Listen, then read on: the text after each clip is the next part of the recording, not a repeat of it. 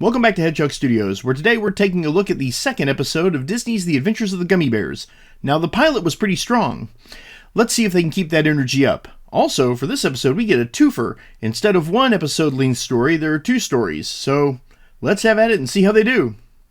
Alrighty, so our first story is The Sinister Sculptor, and we start with Gruffy and Grammy fighting over who gets to put in the last piece of a jigsaw puzzle.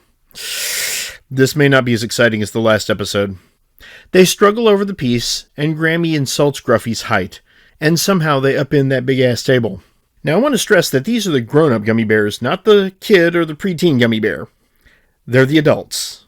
Okay, Zummy and Tummy are adults, but Zummy's an absent-minded wizard on the cusp of being a senior citizen, and Tummy's a slacker. These are the two responsible adults. As their fight continues, the night's pasta is ruined. Elsewhere, a walk-in talking Italian stereotype is trying to catch a rabbit in a net. He is Davini, our sinister sculptor.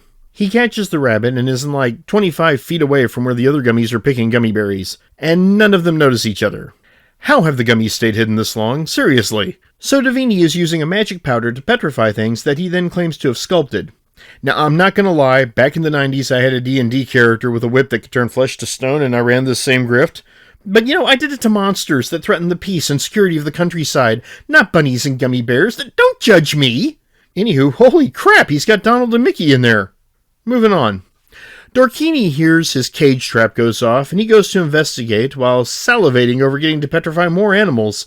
But he finds gummy bears, who all got caught at the same time, in big-ass cages, all right next to each other. How did they stay hidden for so long? Back at Gummy Glen, Grammy and Gruffy aren't speaking, and both independently decide to go look for the others as it's getting late. And because mature communication is for chumps. Gruffy and Grammy arrive on opposite sides of the clearing in time to hear Davini monologuing about how he's going to immortalize the bears in stone. Which then, to Grammy and Gruffy's horror, he does. Davini looks a lot like Clopan from Disney's Hunchback. I wonder if they're related. Anyway, Grammy and Gruffy both go to attack Davini and just get in each other's way. Which Davini doesn't notice, because I guess he suffers from hearing loss and a lack of peripheral vision. So the great Dav loads up the petrified bears and heads straight to the castle to sell his quote-unquote art.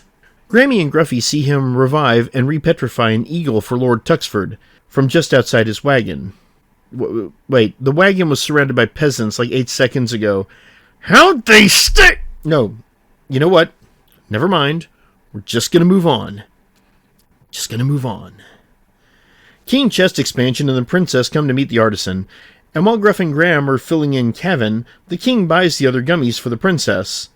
That night, the princess is gushing over her collection, but her display shelf has 2 empty slots.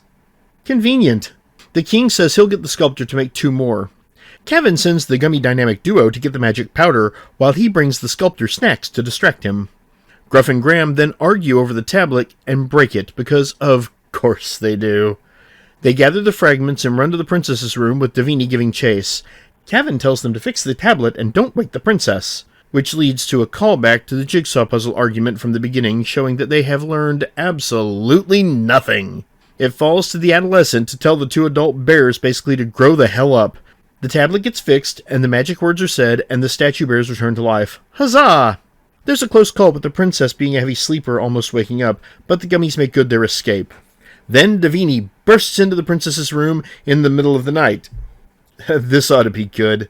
The princess is well pissed being awakened by a middle-aged weirdo in the middle of the night and threatens to call the guards. And maybe Chris Hansen.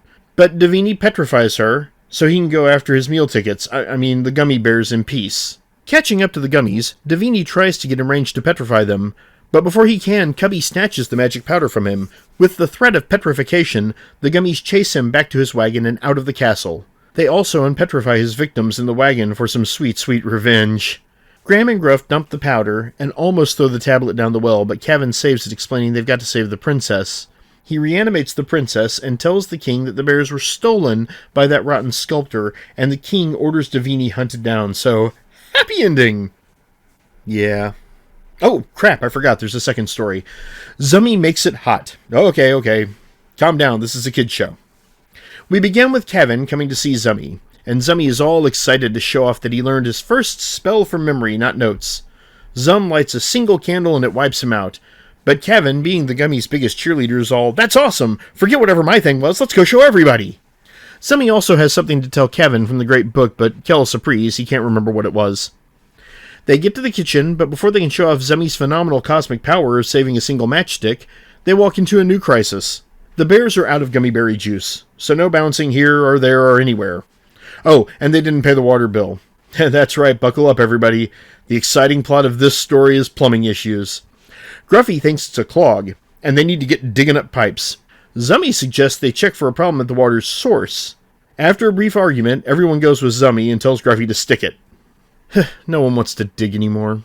So, taking their last 4 bottles of gummy berry juice, they set off for the pumping station, which is 30 miles to the east. Kevin is concerned about the travel time, because it's the Middle Ages and 30 miles is nothing to sneeze at. But the bears are all, "Nah, it's cool, we'll take the quick tunnels." I mean, I know it's an adrenaline-fueled nightmare for you, Kevin, but hey, suck it up.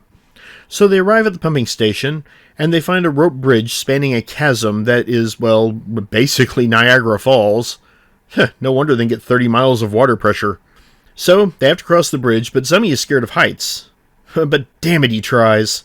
The bridge sways, and they lose one of their bottles of gummy berry juice, and Zummi freezes up. Kevin climbs over Zummi and piggybacks him to the other side, once again proving himself the MVP of the adventuring team. When they reach the other side, they find this side of the gorge and the pumping station itself is in the ogre province of Drekmore. You remember Duke Higthorn, the jerk from the first episode? They're on his turf now. So now they have to do plumbing and evade ogres. Good times. They make it to the pumping station, and wait, why are the doors that big? The bears are like 4 feet tall. Never mind. They go to light a torch, and Zummi finally gets to show off his spell, but now he can't remember it. Yeah, been there, bear. Been there. Anyway, they finally see the pumping station in all its glory, and Grammy laments the loss of their technical expertise. "Hey kids, stay in school." Upon seeing it, Zummi realizes that he has no idea where to start to figure out what's wrong. It's like last year when my AC broke and I took off the panel and looked at it, and it was like, I don't know what the hell I was expecting. Not a single clue. It was just all frozen in ice, because apparently it sprung a leak. I don't know. Anywho, Kevin sees basically a whole tree stuck in one of the cogs. Kevin and Cubby climb the pipes to the tree, and Kevin drinks his steroids, gummy berry juice, and tries to dislodge it. The tree slips and he nearly falls, climbs back up and starts to move the tree, but then his strength runs out. Luckily, he moved it enough that the cog dislodges it, and the pumping station is repaired. Eat it, Gruffy. That being said, Gruffy dug a big hole, and opened up a pipe. Banged on it with a wrench, and the water comes back. Then he thinks he fixed it. Now, I've done some amateur plumbing, enough at least to know that that would do nothing. But Gruffy doesn't, and he's their handyman? Oh man. Is Grammy right? Is Gruffy an idiot? Moving on, the group at the pumping station, having done their job, are climbing up the cliff. Wait, whoa. Zummi just climbs the rope. His fear of heights is cured! Amazing, and surely not a continuity error by the writers. Kevin reaches the top to find waiting ogres have captured the bears. He has Grammy throw him some of the last gummy berry juice and downs it, and nothing. Nothing happens. That's when Zummi remembers what he wanted to tell Kevin. For humans, the juice only works once a day. So using human wit and shenanigans, they get away from the ogres, with Cubby drawing them off, leaving a clear path to the rope bridge. And Zummi's fear of heights is back. They make it to the other side, but the ogres will catch up before they can get to the quick tunnels. So, with Cubby crossing the bridge, Zummi goes to set it on fire with magic. Which he remembers, and he does. Go, hero team! Cubby barely makes it with Kevin grabbing him, and the ogres fall to their, well, it's a kid's show, so they might live. But it is Disney, and villains falling to their death is kind of their jam, so, who knows. The bears get home. Gruffy and Grammy argue over who fixed what, and Zummi shows off his awesome might by lighting all the candles at the same time with a snap of his fingers.